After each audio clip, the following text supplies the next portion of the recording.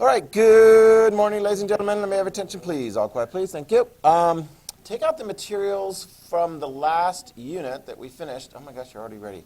For the last unit, because we're going to review for the test, which you guys have on Monday after next. Okay? You can also have out your materials for World War I, because we're going to continue on with that after we do the review for the test. Okay?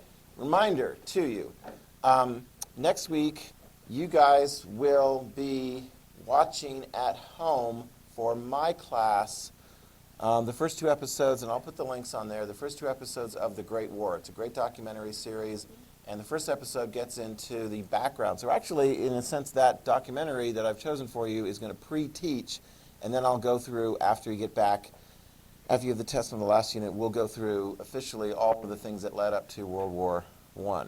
Okay, so that's what you got. I've explained that before. Does that make sense to you guys? Okay, and a couple of you guys, I've got meetings today after school for your IA topic questions, and I think that'll be everybody, right? Yes, yes. Remind me. I have them right here. That's no problem at all. Okay? All right, looks like we got some people ready. Shall we join them? Let's go. Should you be working on your IAs? Yes. Yes. Yes. All right. Stand for the pledge. Ready? Begin. I pledge allegiance to the flag of the United States of America and to the republic for which it stands, one nation, under God, indivisible, liberty and justice for all. All right. Yeah, absolutely. Aiden was asking, you guys can have a seat now. Aiden was asking the question, should you be working on your IA? Yes. Yes. Shh. Yes. You can still stand if you want to. But you definitely need to be doing that. And especially in the early stages, as far as like going out there and making sure you have enough research for the question to be able to answer the question properly. Looking beyond like your Wikipedia, history.com type sources and getting into some meatier sources, okay? And if you find that the question needs a little bit of adjustment, come see me right away. If you have like issues, come see me right away. Because it's due, Aiden, on, very good, December 18th, okay? How about the 18th, okay? And if we have time, we'll do like, maybe have some time for, I'd like to have a peer review opportunity. But nevertheless, this is something I trained you guys on. Seek out peers, seek out parents, seek out people to read through it. You guys, the students, have an understanding, should have an understanding as far as what needs to be in it. So you can critique it as far as like, oh, wow, you've got 4 sources in your section 1. You only need to be talking about 2 of the sources. Oh. Because that comes up rarely. But parents, they're good at like reading it for like, grammar and making sense and so forth. But it's a very particular type of thing. And one thing that I've noticed, because I brought it up in all the meetings, I think except for yours, but we did it very quickly the last time, it's actually a fairly straightforward process. It's kind of weird, but it's fairly straightforward. And it's actually fairly small. The 1,300 words as the guts of it, the investigation part. Okay? So, answer to your question, you should be working on your IA. And I know that's tough because how many of you guys are like, I've got a lot of work already in all my other classes. Hello, I know that. I know that. Okay? Which is why we try to set these deadlines out there. That's the biggest thing in here, and you'll really appreciate getting it done and getting it done the right way and the best possible way this semester, and absolutely, the best possible result by the end of next semester, because then it's done. You've got other IAs and things in other classes and so forth, but your history one, there's no reason really that we can't get that done junior year. And I was really impressed upon that because I see in the other IB classes, particularly those you guys are going for IB diplomas, that a lot of those ones they can't get done and really onto until senior year. So I think you guys are going to, and you're going to get started on your, I know Mrs. Rouse is going to get you guys started on your extended essay next semester. So, and having conversations, She's done a really good job as far as getting people ready and really kind of spreading it out, which I appreciate, because last year's senior class, the vast majority of them had history topics. And I had, oh my gosh, I had more than half of them, it seemed like, that I was their mentor. And thankfully, this year's senior class, it's more spread out. I don't have as many that I'm mentoring, although I don't mind helping people come up with questions. In fact, frankly, it boils down to this. If you're going for the IB diploma, I potentially could be a mentor for you if you are doing a history topic. If you're not doing a history topic, there's lots of other great mentors and so forth on that. If you're not going for the diploma, I can help you with the question, but I won't be the mentor. That's usually how that works out, okay? And frankly, it's coming up with a question on the topic that's like, that really gets you started off in the right way. How many of you guys feel pretty good so far, like right now, on your history IA topic and question, okay? Yeah, I mean, Austin, we did, yeah, Austin and, right, yeah. And we haven't had the conversation yet, but once you get started on that, it's good. The extended essay process for if you did a history topic is very similar. It's just bigger, okay? And they don't have like the OPVL thing at the beginning. Don't put that in there. Sometimes students do like, no, that's not an extended essay thing. It doesn't work that way. It doesn't work that way. It doesn't work that way. And I don't know if I told you guys, sometimes occasionally I'll have a student that's got a topic. I'll be the mentor for them for the extended essay on a history topic. And of course, they've got their IB history one. And if one of the topics seems bigger, I'm like, let that be your extended essay one. Because that's a 4,000 word thing. Yeah, it's a bigger thing. So, and not as much of that is eaten up by sort of the little bitsy pieces things that kind of go off on the side, if you know what I'm talking about. Okay? So, questions? All right. Let's go ahead. The presidential election is 1 week from Tuesday. They had a debate. You can watch it. It's been recorded. Not as many interruptions, so it actually was a more comprehensive debate, certainly compared to the first one. How many of you guys watched all or part of it? I ended up watching it. I was good, cool. Yeah, I was actually pleased. I'm like, wow, we're talking about issues. I mean, the moderator was like, let's move on. But she actually was able to get to a fairer number of questions and things like that. So, yeah, I mean, I think it worked out, and I think some of the pushback after the first debate was, too many interruptions, and so I think both of them were, much more restrained. Yes? Can I interrupt you just? Sure, go for it. Does anybody have questions for next Tuesday? Do I have to go up?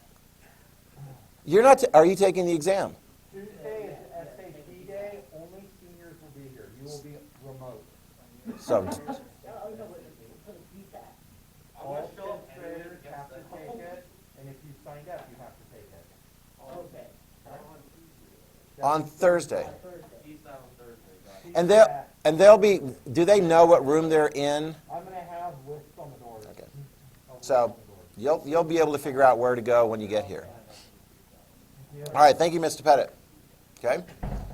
Okay, so actually it was interesting because I saw a little blurb. It said already at this point this year, no surprise, more people have voted in advance than at this point all together last year. And I'm like, or excuse me, 4 years ago. I'm like, yeah, we didn't have coronavirus 4 years ago. So yeah, I mean, more people have taken advantage of the opportunity to vote ahead of time. In Idaho, it was always legal to do that. But in other states, they've really ramped it up and so forth. So it's kind of weird. As you get closer to the election, it's kind of like an Oregon election. As you get closer to the election, there's not as much drama and opportunity to influence voters as you get closer to the election because people have already voted. I mean, it's done. So, yeah, I mean, in one sense, it's kind of like if something is like really, really important and it's not known until like a week before the election, oh, well, those people have already voted. Frankly, though, a lot of the kinds of things that pop up in the last week of the election are a little sketchy because there's not as much opportunity for the person who's on the receiving end to counteract it and balance it and so forth. Does that make sense?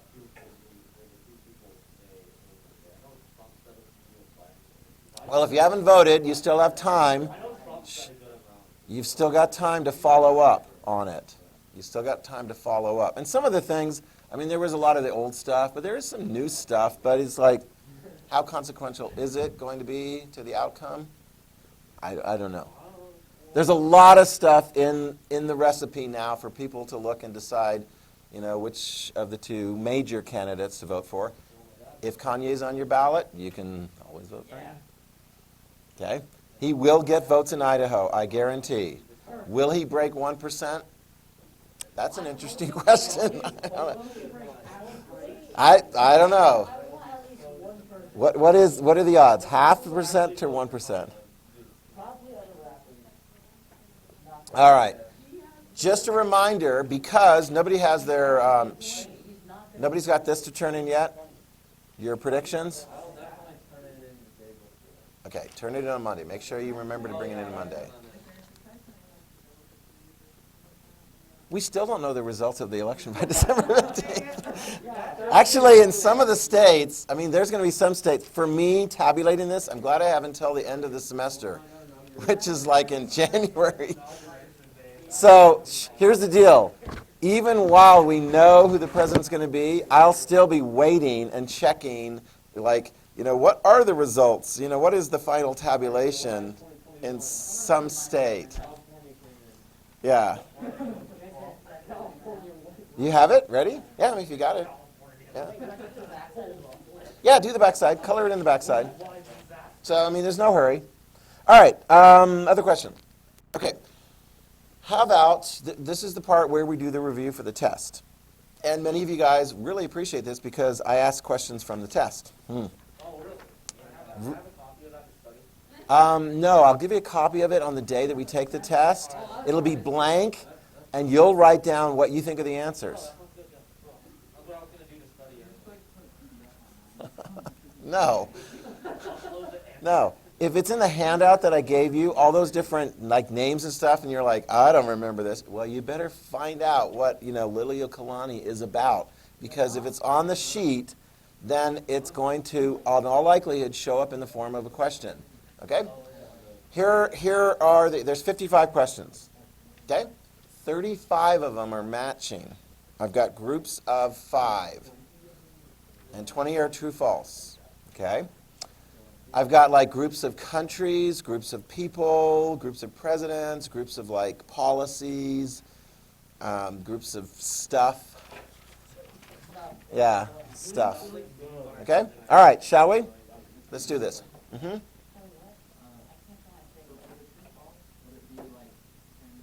What do you think? Yes. I don't know if I'd go 12A. That's I'm Mr. Symmetry. I'm the one, along with my students, and I don't think it's just me. I think it's actually more you guys that freak out if Biden wins. What do I do with my wall? That's going to be. That's a problem for people.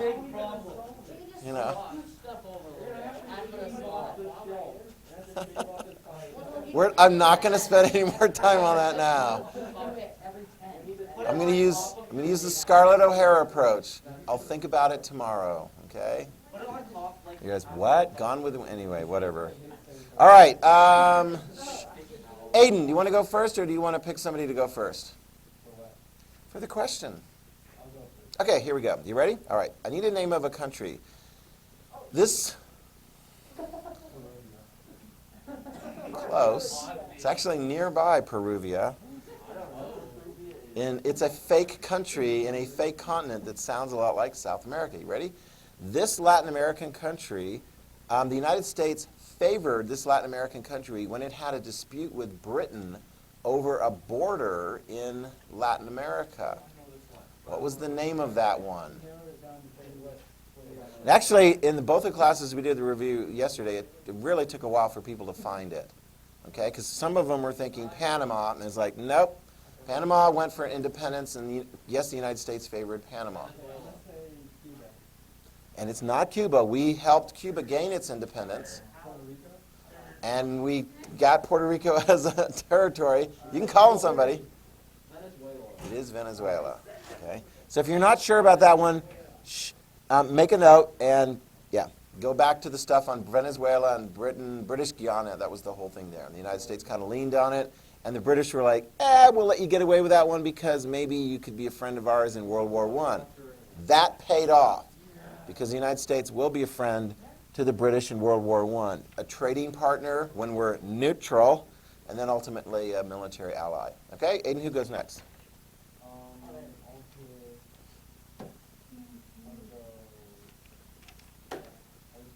There's so many choices in here. Garrett, here's your question.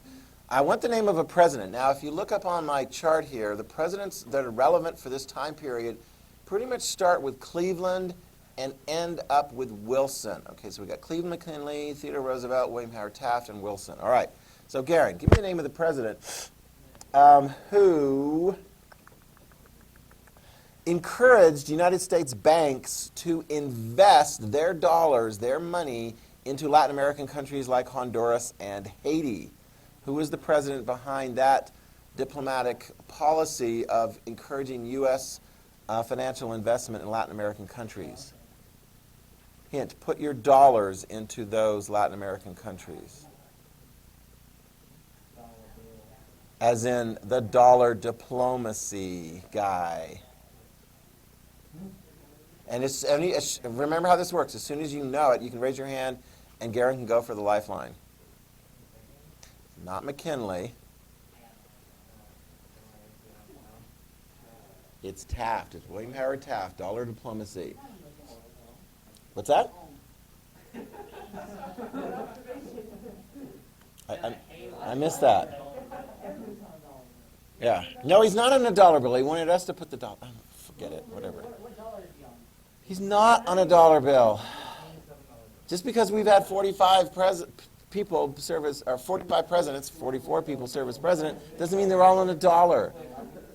If you want to do a dollar bill and put Trump on it, it's a fake dollar.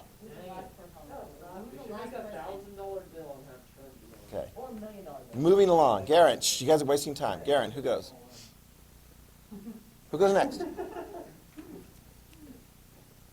Who's next? Okay, Cole, here's your question. Give me the name of this man. This was a publisher. I will accept 2 answers, and we want to get both of these. This is a major publisher of newspapers in the United States, referred to as yellow journalism. They published lots of accounts of how the Spanish mistreated the Cubans, and then, of course, once the war got started, then they sold even more newspapers about how the war was being played out. Perfect. Yep, Joseph Pulitzer and William Randolph Hearst. Very good. Okay, who goes next? Danton, here's your next question. Amendments. There's 2 amendments you have to know for this test, and they both relate to the United States and Cuba. This is the amendment the Cubans liked, because this was the amendment where the United States said, okay, we're going to go to war, and when we beat the Spanish and take Cuba, Cuba will be independent. Tell me what is the name of the amendment that the United States guarantees Cuban independence. Tell me again what is the name of the amendment. If he tells me correct, he will be the teller of the correct answer. And that clue only works if you know what the answer is. Otherwise, you feel silly. Okay, it's not the Platt. Teller Amendment, very good. Cha-ching. Okay. The other one, you're right. And the Platt Amendment is the one like with the strings attached. That's where the United States is like, we kind of take that back. We're going to have a military base, and we're going to have the right to intervene militarily. Okay, yes, all right. Danton, who goes next? Cole again. All right, here we go. Cole. What do we call these people? They're like super America. We love America. America's great, and we need to be aggressive in our foreign policy to make sure that America's interests are taken care of all over the world, even if it means sending in military support. We're talking about the, what do we call that? What do we call it when you have an aggressive aggressive foreign policy? Or aggressively singing Christmas carols. That doesn't work as well, but.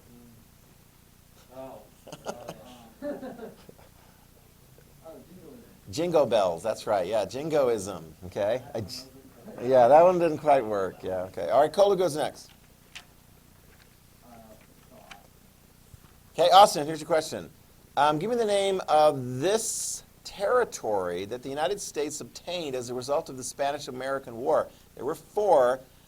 2 will be correct answers. We still have those 2 territories. Good. What's the other one? Rhymes with your mom. Not your mom, but mom.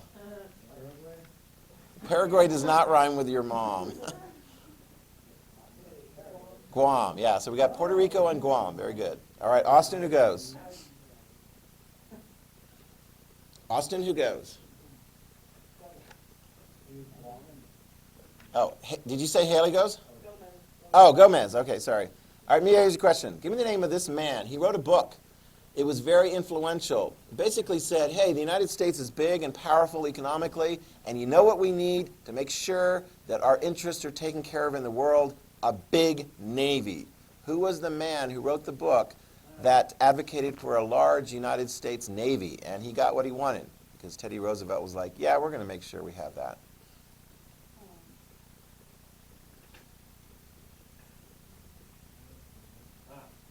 It's pretty early on in your notes, after the Russo-Japanese War. What was the name of that man who wrote the book? I want the name of the man who wrote the book about the United States needing a strong navy. It wasn't a woman, it was a man. Alfred Thayer Mahan. Okay, so he wrote the book. So he's in your, again, on that sheet. It's just one sheet. I think it's just the front side of that. All those different ones and so forth. If you go through there and you're like, I don't know who that is, you're going to need to look it in your notes or find out that information. Okay, Mia, who goes? Who? Okay, Haley. Give me the man who was in the United States Navy. He was one of the commanders of the United States Navy. During the Spanish-American War, he took a part of the Pacific Fleet to the Philippines, and he did do some bad stuff to the Spanish Navy. Who was the one who went to the Manila Bay and defeated the Spanish Navy there? Who did it? He was the one who was the dude, yeah. You can call on somebody if you're not sure. Do you want to call on somebody? Yes. Yes? Well, then who are you going to call on? She can't see your hand. Okay. George Dewey. That's right. Very good. George Dewey. Admiral Dewey. Okay? All right, Haley goes next. Tessa. All right, here we go. Here's a question. Give me the name of this territory that was taken by the United States during the Spanish-American War, and we're like, yeah, we're going to keep it, but eventually we're like, you know, I think these people want to leave. Eventually they got their independence in 1946. So one of the 4 territories, we've already got 2 that are still territories of ours. One of them, they got their independence like right away. What's the other one that got their independence in 1946? Philippines is right. Okay, very good. Okay, who goes next?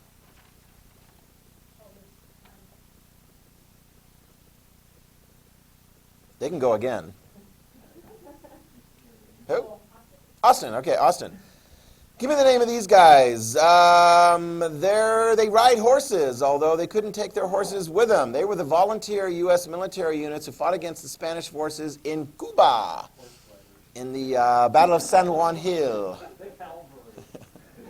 They had it really rough because they had to leave their horses in Florida. Teddy Roosevelt was the leader of that unit. Rough Riders is right. Very good. Okay? Rough Riders. Yeah, they're like Rough Riders. Okay, Austin, who goes? Okay, Mia, here's your question. Give me the name of this type of diplomacy. This is a Teddy Roosevelt diplomacy, where basically it's like, we don't need to shout. We've got this in my hand. A strong military force that's going to get the job done. What is that called? What is that? Big stick diplomacy. Okay, big stick diplomacy. Teddy Roosevelt. Okay, Mia, who goes? Evan, here's your question. Give me the name of this man, actually this woman. This is a royal leader whose royalty was overthrown by a bunch of white sugar plantation peeps. She was, and her realm, her area, eventually came under the control of the United States after we were like, oh, sure, fine, yeah, you can become part of the territory. If you want the extra clue, I'll tell you where it is, but I'm looking for her name. And good luck trying to pronounce it. If you can, you get bonus props.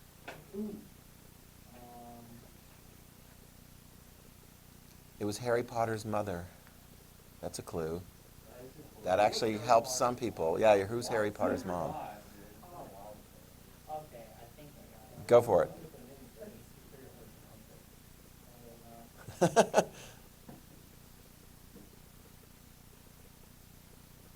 You can call on somebody if you're not sure.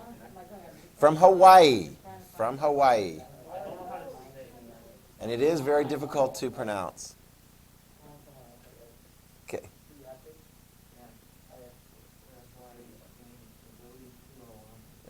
Close enough. Liliuokalani, I think, is how it's pronounced. Yeah.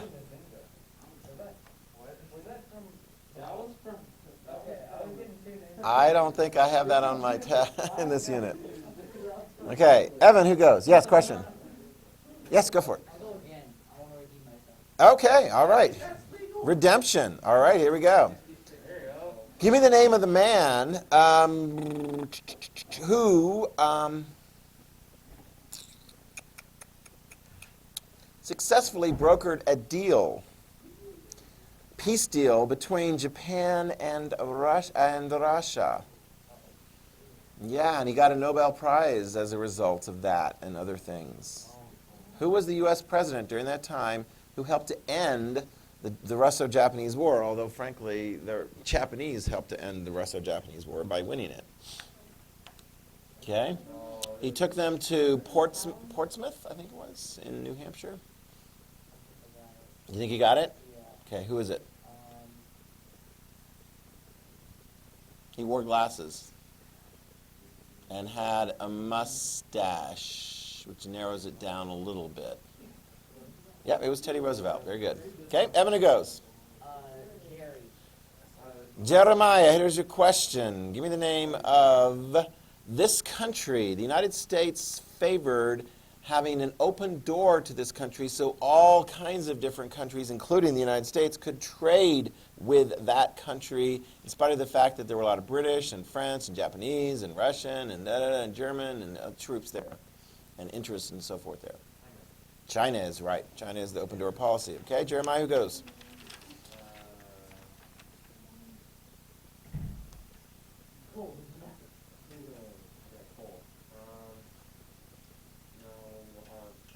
Okay, Tessa. All right, so I'm going to try and I've got a whole bunch of 20 true-false questions, and so they don't come out exactly kind of the same way, but in any event. Tessa, give me the name of...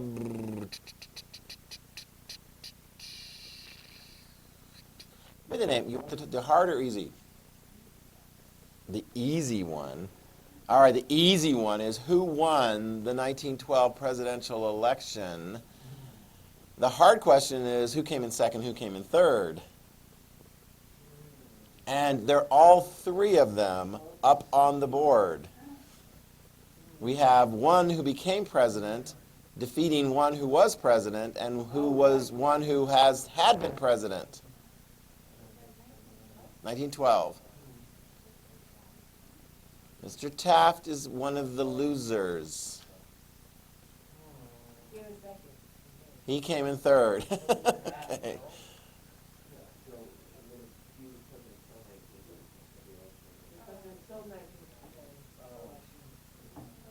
Wilson won, and who came in second? Yep, Teddy Roosevelt. Okay, Tessa, who goes? Garen, give me the name of the decisive naval battle in the Russo-Japanese War, where the Russian Baltic fleet went all the way around the world, showed up just in time to get sunk by Japanese torpedoes. What was that critical naval battle in the Russo-Japanese War that the Japanese won? Was that? Yeah, Japan won in that particular battle. That was in the beginning stages. I'm looking for a naval battle toward the end of it. Oh. Tsushima Straits. Okay, the Battle of Tsushima Straits. Okay, Garen, who goes next? Yep, that was in there. Yeah, Battle of Tsushima Straits. Battle of Tsushima Straits. Remember me talking about bringing the Russian fleet all the way that long distance? That was the battle that they engaged in and got beat badly. Okay? Okay, who goes next? Okay, Haley, here's your question.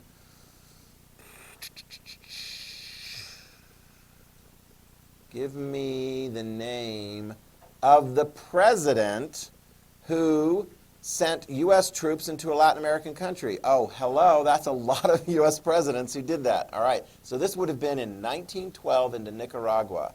And actually, if you consider who was president in 1912, that will narrow it down quite a bit. Who was the president that sent U.S. troops into Nicaragua to look after U.S. business interests?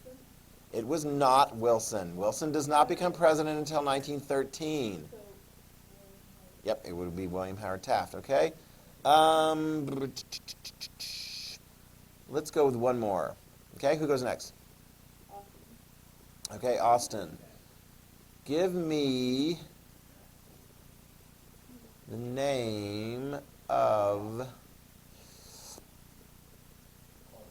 the president who sent in U.S. troops into Veracruz after fake President Huerta, the Mexican president, took U.S. sailors in the nearby Tampico.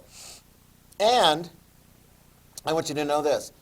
The president that did this did not go to Congress for an official word of support. Because he's like, I'm commander-in-chief. I do commander-in-chief things. I don't want to have to go to Congress for approval. I'm not declaring war. I'm just using the military in a warlike situation.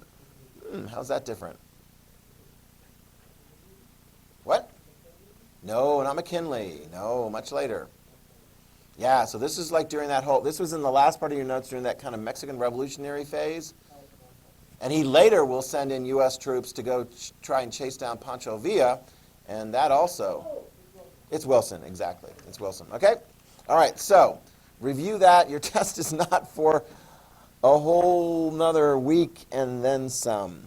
Yeah, okay? All right, let's turn our attention now to World War I. Okay, let me double check and see what we've got to. Do we go through all of the different sides? The Central Powers and.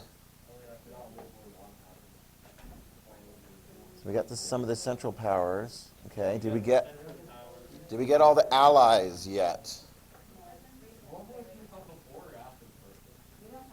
Did World War II come before or after the First World War? What are you talking about? We said the Allies right at the very end? Okay, let's recap. All right, let's do this. Okay, yes?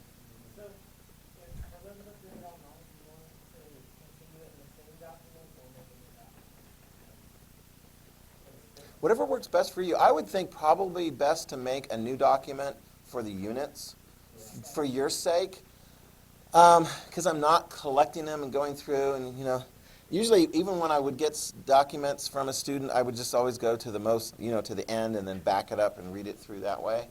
So whatever works for you as far as organization. Okay? Yeah. Since I'm not grading those, you just need to have those available to study for my test and then to study next year when you're getting ready for the IB exam. Yeah, what's that? How did you grade Garrett those software when he turned them into Microsoft Word? I don't think he did. I don't remember that. Yeah, one day I took notes on Microsoft Word. Did you really? No, I don't remember that. He did not share that creative way of taking notes. So, I mean, that's pretty cool.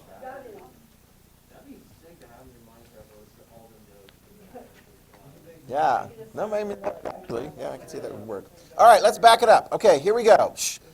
We're going through, let me just recap carefully on the central powers. You've got to volunteer to go through the key central powers. Okay, go ahead. Danton. What is thank you very much, Germany, the industrial power. Germany was the one who was able to take on the British and the French in the Western Front and then take on the Russians primarily with some help from Austria as well as the Turks and win in the Eastern Front. Got that? Okay, who else? Very good. Not as powerful contributor, but nevertheless contributed lots of soldiers against the Russians. The Ottoman Empire. Ottoman Empire. Very good. Who else? Bulgaria and? Freeloader Italy. Wow, aren't you judgmental? Just because they ended up on the winning side. Actually, in World War II, I mean, it's like they got beat in World War II. They got beat. Yeah, they got they got beat. When we get to World War II, we'll see that Italy will get beat, but there'll still be German troops there for the United States and the British and so forth to continue fighting with difficulty in actually Italy. All right, next. Now, this one's a little bit more complex, okay? The Allies. Okay, we're going to do Allies, and then we'll get to the neutral countries. All right, so the Allies. Do we got some of the Allies? Okay, go for it. Britain industrial. Make sure you have that in your notes. Britain is going to be a very key ally. They've got the industrial capacity to produce a lot of very high-quality modern weapons. And their key contribution to the war effort is, as we talked about last time, their navy. Because their navy is going to have a successful blockade on goods coming by water to Germany. It will cut it off. And as we saw last time, I think one of the reasons is because you're like, why did Germany lose World War I? Look at the map. They didn't lose a bunch of territory. They didn't. So why did they lose? They were starving. I mean, that is a big reason. I mean, they kind of saw it like, okay, we only have so many more.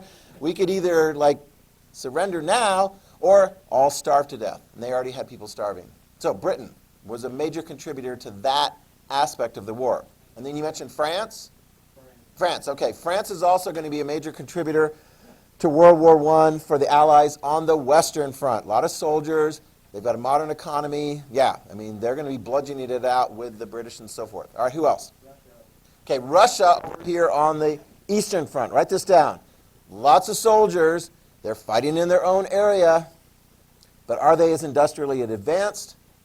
No, and ultimately it's going to be a grind, and Russia will ultimately lose. They're going to lose everything. They're going to lose their czar. They're going to lose their little baby democracy in 1917. And then when the communists come to power, they're going to be like, let's make a deal. And so they do. They make a deal and surrender.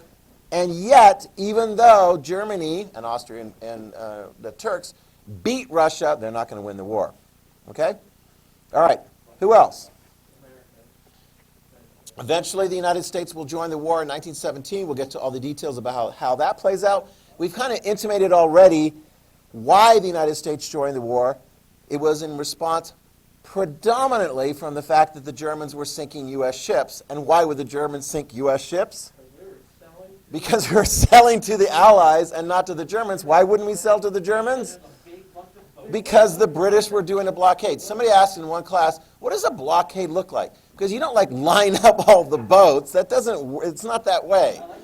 No, I mean, it's like, here's the deal. You're like, because, let's say you're a not too clever American shipper, and you're like, I'm going to get those goods to Germany. So you're going to try to run the blockade. Here's what it looks like.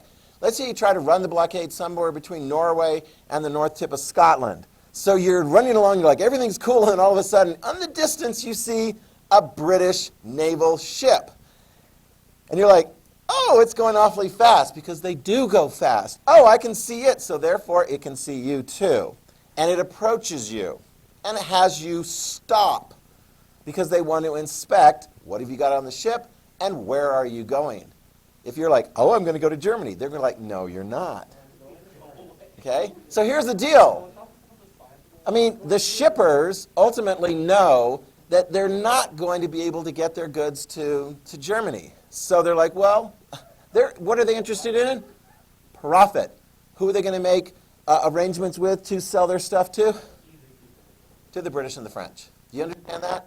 And that gives a huge advantage, ultimately, to the British and the French, and a disadvantage to the Germans, which is why the Germans will ultimately decide sink the U.S. ships. They do it twice. They do it once, and we're like, stop that, or we'll join the war. And they're like, okay, fine, fine, fine. But then eventually, Germany was having a hard time. They're starving. They're like, we got to do something. So they resume submarine warfare against the Americans, and we jump into the war. Okay? Yeah. Yeah. Yeah. We'll talk about those. We'll talk about the details there. We'll give you kind of the big picture. Let's talk about some of the other allies. All right? Among the other allies, we got Serbia, which is not the most important of the allies, although it is a very important one because that's where the war got started. Okay? When we get to the details of how World War I got started, Serbia is going to play a big role there. Okay? And then they get beat pretty quick because they're right next to Austria, and Austria is bigger than Serbia. All right? We got Italy joining our side, or joining the side of the Allies eventually. Let's also throw in Canada. Canada.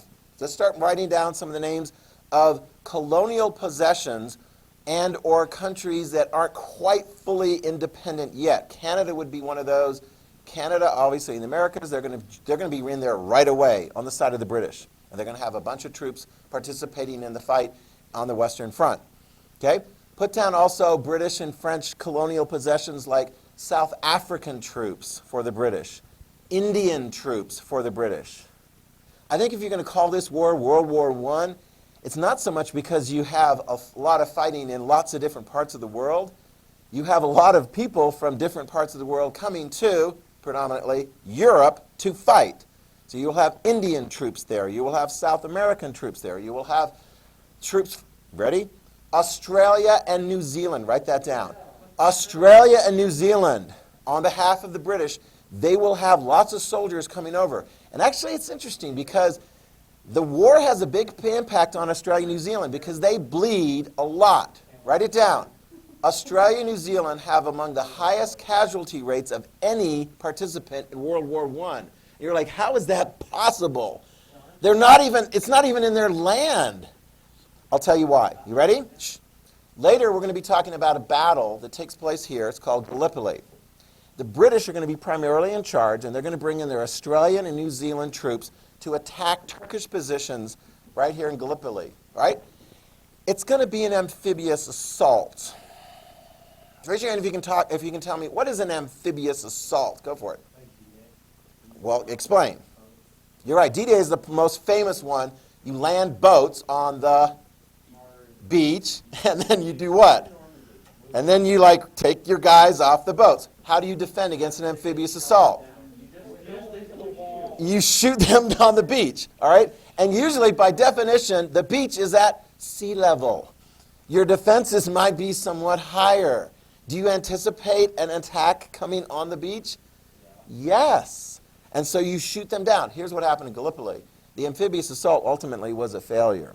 And a lot of British, Australian, and New Zealand troops got shot down on the beaches. Never really were able to make a beachhead and expand from the beachhead and move in. D-Day in World War II, we'll get to that, June 6, 1944. That was successful. Yeah, that was successful. It's hard, okay? Here's some other ones. Actually, write this down. You ready? Neutral countries. Let's write down the neutral countries.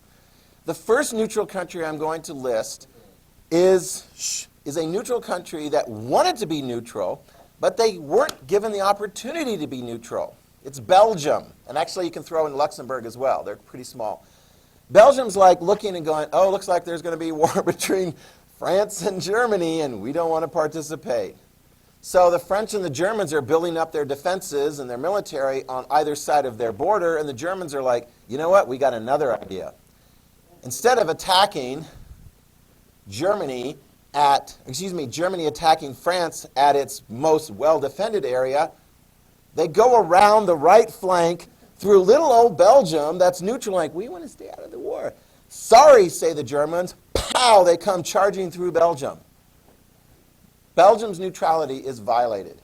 You write that down. So they'll be an ally, as well as Luxembourg. Here's some countries that will be able to maintain neutrality. You ready? the Netherlands, Denmark, Norway, and Sweden,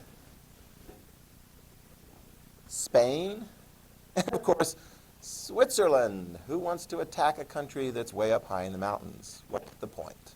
Okay, let them be. Okay?